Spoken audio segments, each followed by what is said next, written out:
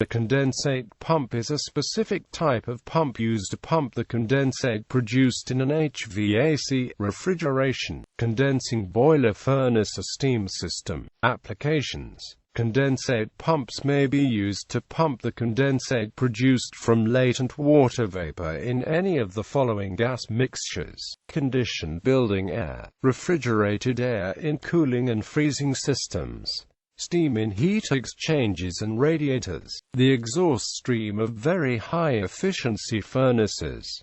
Condensate recovery systems help reduce three tangible costs of producing steam: fuel, energy costs, boiler water makeup and sewage treatment, boiler water chemical treatment, construction and operation. Condensate pumps as used in hydronic systems are usually electrically powered centrifugal pumps. As used in homes and individual heat exchangers, they are often small and rated at a fraction of a horsepower, but in commercial applications they range in size up to many horsepower, and the electric motor is usually separated from the pump body by some form of mechanical coupling. Large industrial pumps may also serve as the feed water pump for returning the condensate under pressure to a boiler. Condensate pumps usually run intermittently and have a tank in which condensate can accumulate. Eventually, the accumulating liquid raises a float switch energizing the pump. The pump then runs until the level of liquid in the tank is substantially lowered.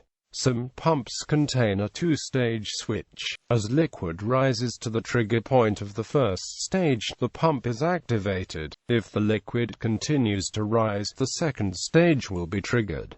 This stage may switch off the HVAC equipment, trigger an alarm, or both. Some systems may include two pumps to service the tank. In this case, the two pumps often alternate operation, and a two-stage switch serves to energize the on-duty pump at the first stage and then energize the remaining pump at the second stage. This second stage action is in addition to any triggering of other system changes as noted for a single pump installation. In this way, pump runtime is shared between the two, and a backup pump is provided in case one pump fails to function as designed. Small pumps have tanks that range from 2 to 4 liters and are usually supported using the flanges on the tanks are simply placed upon the floor. A plastic impeller in a molded volute at the bottom of the pump provides the pumping action. This impeller is connected to the motor via a metal shaft that extends downwards from the motor mounted above the tank stop.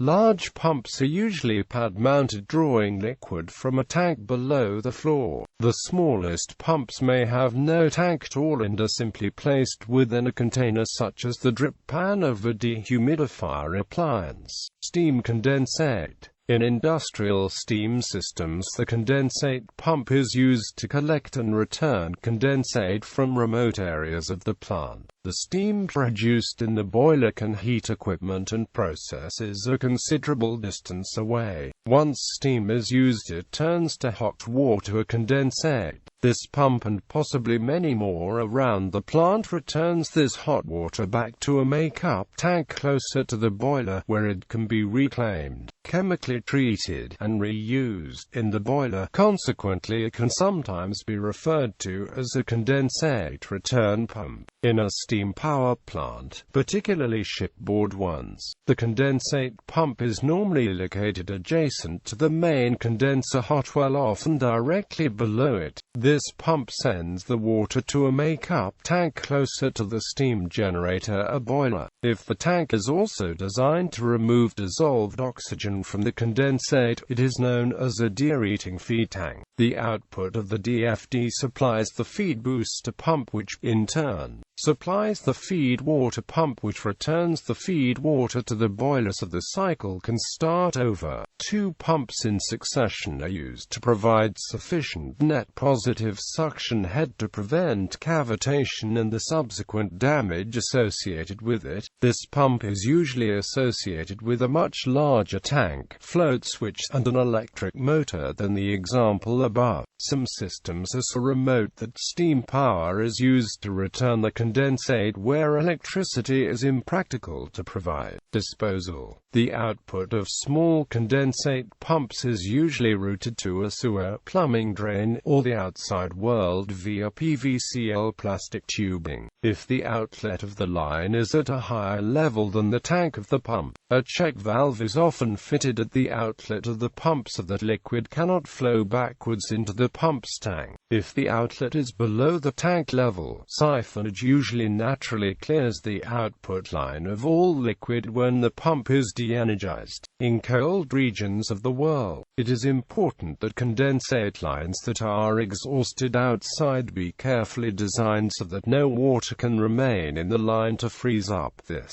would block the line from further operation.